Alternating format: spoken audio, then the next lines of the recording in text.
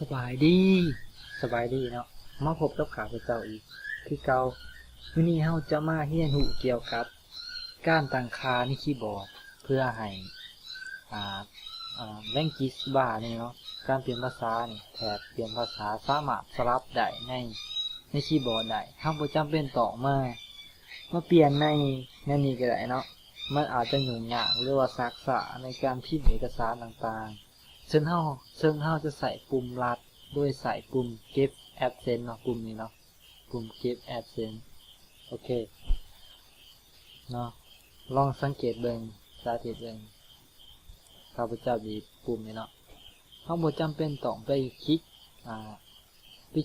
ที่ภาษานี่เพื่อเปลี่ยนภาษาเราบ่จำเป็นเลยเพียงแต่ใส่ปุ่มเนาะเราก็สามารถเปลี่ยนภาษาได้แล้วซึ่งมีวิธีการในนั้นเฮามา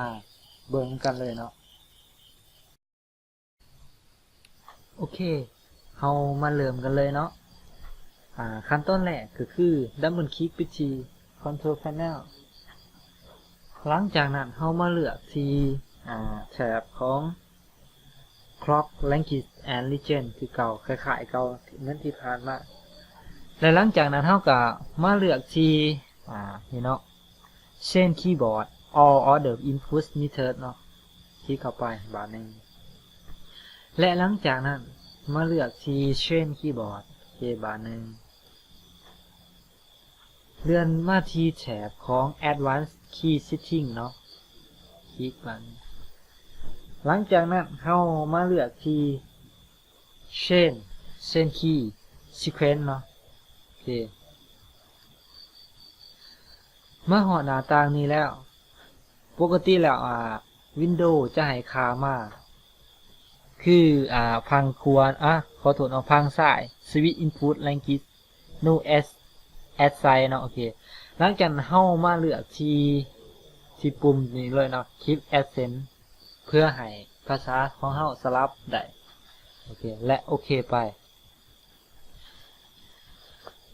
กด F5 โอเคไป